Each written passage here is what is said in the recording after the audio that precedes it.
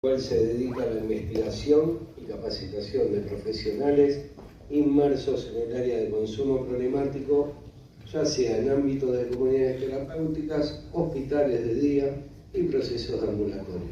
Le damos un aplauso a María.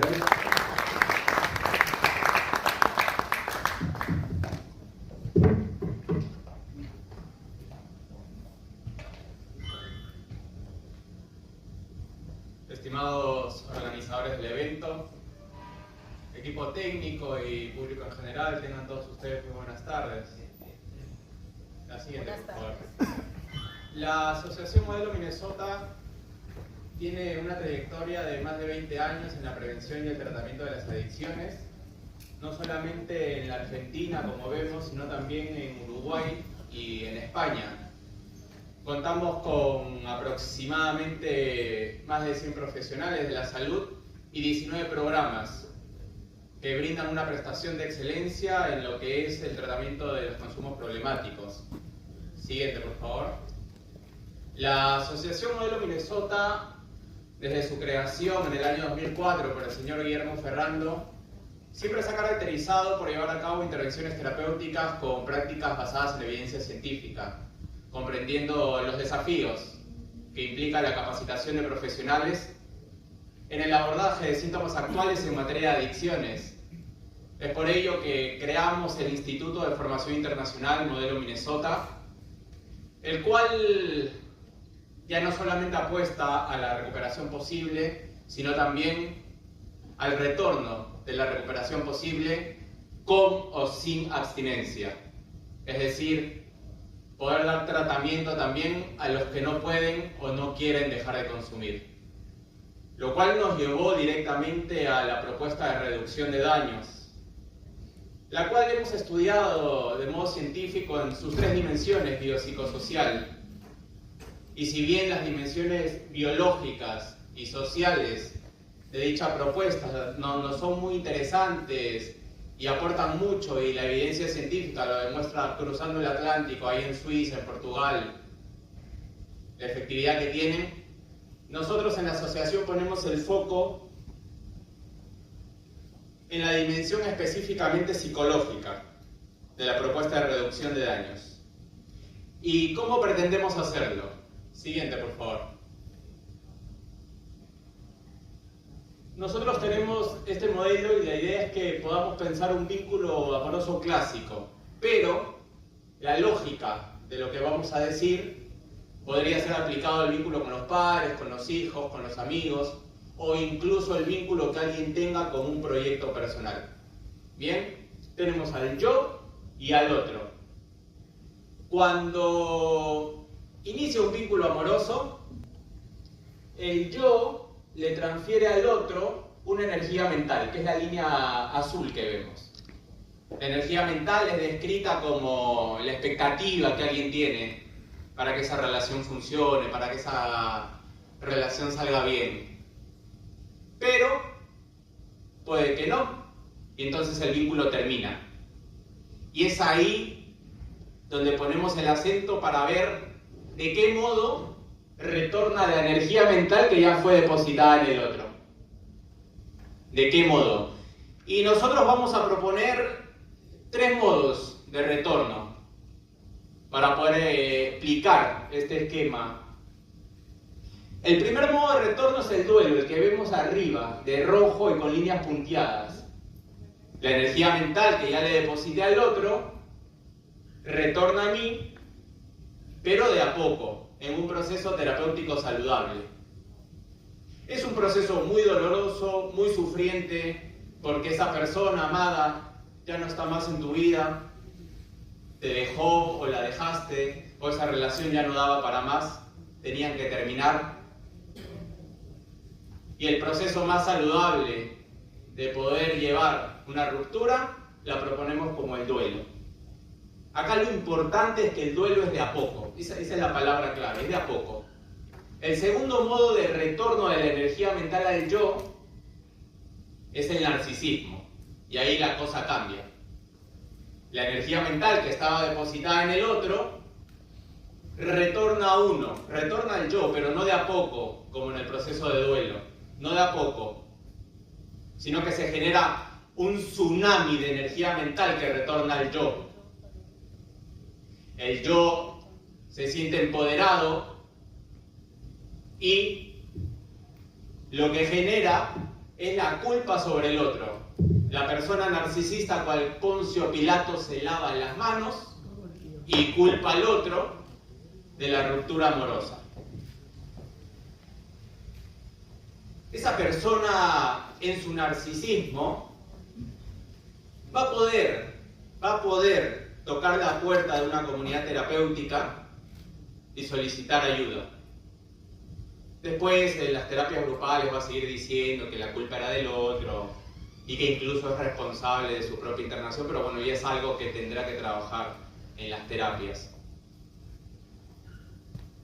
Acá lo que quede claro es que en el narcisismo no es de a poco, sino que se genera un tsunami de energía mental que retorna al yo y tanto daño le hace. El tercer modo, porque habíamos dicho que eran 3 modos de retorno de la energía mental al yo. El primero era el duelo, el segundo el narcisismo. El tercero, y es donde nos vamos a detener con todo, es el narcisismo melancólico. El proceso del narcisismo melancólico es similar al narcisismo antes descrito. Frente a una ruptura amorosa, la energía mental que estaba depositada en el otro retorna a uno. Pero con la gran diferencia de que ese tsunami de energía mental está adulterada por un componente que le es letal al yo. Y ese componente es la culpa, el autorreproche por la separación. Es decir, en el narcisismo antes descrito la culpa era del otro. En el narcisismo melancólico la culpa es mía. Toda la culpa es mía. Estudios recientes de tesis de maestría y doctorales de las casas más renombradas a nivel internacional demuestran que es el narcisismo melancólico el que más obstaculiza el retorno a la recuperación posible, porque el usuario, por una culpa generalizada de su vida, no es capaz de tocar la puerta de la comunidad ya que se siente indigno de recibir dicha recuperación.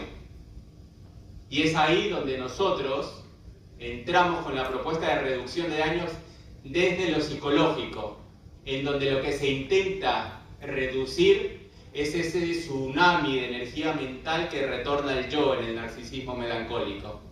Es esa sobredosis de energía mental que retorna al yo y tanto daño le hace. Es decir, lo que se intenta reducir en reducción de daños desde lo psicológico es esa gran cantidad de energía mental que retorna al yo en el narcisismo melancólico. ¿Y cómo lo vamos a hacer? A través de los procesos de duelo, apostando por los procesos de duelo. Que habíamos dicho que es un proceso muy terapéutico y saludable en el que la energía mental vuelve en cuotas, financiado, de a poco. La culpa en la melancolía no desaparece, sino más, puede durar meses, años o quizás toda una vida. Y lamentablemente el melancólico encuentra su flagelo final en un episodio de suicidio. Bien podríamos citar como ejemplo de culpa melancólica el libro Las desventuras del joven Werther, en donde el protagonista, al ser rechazado por su amada, opta por el suicidio. Lo que pasó después asombró a la especie humana. Todos los lectores que se identificaban con el protagonista también se suicidaron. Es lo que se conoció como la gran ola de suicidios del romanticismo europeo del siglo XVIII. Y estamos hablando de algo que pasó hace 250 años. Imagínense lo que pasaría ahora con los procesos identificatorios a través de las redes, la tecnología, las pantallas. En ese sentido entendemos la melancolía como el orgasmo del malestar mental, que lamentablemente obstaculiza en muchas ocasiones el retorno a la recuperación, porque como habíamos mencionado, el usuario se siente tan indigno de recibir ayuda que no la pide, no la solicita. ¿Qué es la melancolía? La melancolía es quedar atrapado en una vida no vivida. En ese sentimiento culposo de qué hubiera pasado si entonces yo hubiera hecho mejor las cosas o las hubiese planeado de otra forma o no le hubiese respondido así o no se me hubiese escapado la mano. En ese sentido, podríamos citar el experimento mental del filósofo alemán Friedrich Nietzsche. Él nos pide lo siguiente: imagínense sus propias vidas, tal como la vienen viviendo hasta ahora, tal como la vienen viviendo hasta este momento en el Congreso. Imagínense que esa vida la tuvieran que vivir una y otra vez, una cantidad innumerable de veces sin que exista nada nuevo en ella. Todos los dolores, las alegrías, las cosas grandes y pequeñas se repetirían en sus vidas, en la misma secuencia, en la misma sucesión como el reloj de arena del tiempo. Imagínense por favor la infinidad. Consideren la posibilidad de que cada decisión que tomen la eligen para siempre, de modo tal que la vida no vivida quedaría presa en el interior de cada uno de ustedes sin ser vivida. Bueno, lo saludable es poder conectarse con la vida vivida, con sus errores y sus aciertos, y poder duelar la vida no vivida. Pero la melancolía empuja al humano a quedar atrapado en esa vida no vivida. Y es ese, el suicidio mental, el autoexterminio psíquico, el que intentamos prevenir y tratar en nuestra propuesta de reducción de daños desde lo psicológico. Siguiente, por favor. Es así que en el año 2022 llevamos a cabo un estudio de campo en nuestra comunidad terapéutica de Buenos Aires, Argentina, y obtuvimos como resultado que del 100% de las ceremonias de alta, el 90% le pertenecía a usuarios que habían hecho un tratamiento bajo la lógica de reducción de daños, en el que se previno la melancolía antes descrita y se promovieron los procesos de duelo. Con lo cual quedó la evidencia del impacto que tiene la reducción de daños desde lo psicológico en una comunidad terapéutica, ya que los usuarios en cierto momento tuvieron que optar entre, como dicen los franceses, le petite mort o la vie désirée, la pequeña muerte del consumo problemático o la vie désirée, la vida deseada en un proceso de recuperación. Finalmente llegamos a la pregunta del millón. Siguiente, por favor. ¿Qué es lo que la academia puede hacer para la capacitación de profesionales? Bueno, acá estamos.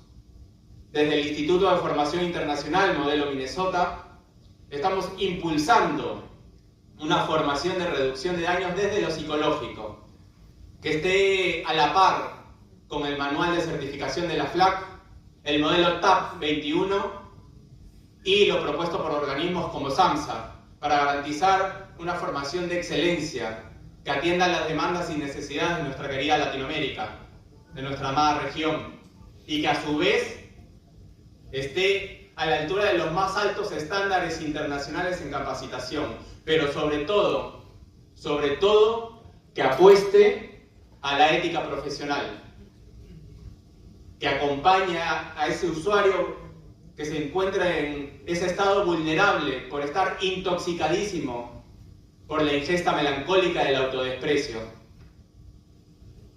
Finalmente, y ya para cerrar, junto al liderazgo de nuestro presidente, el señor Guillermo Ferrando, el compromiso de la Asociación Modelo Minnesota es la de seguir consolidando un abordaje ético, humano, técnico y actualizado, que respete la singularidad de cada persona, garantice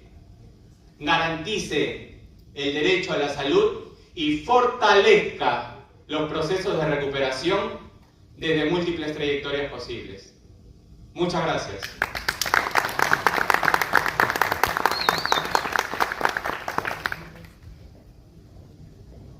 Muchas gracias.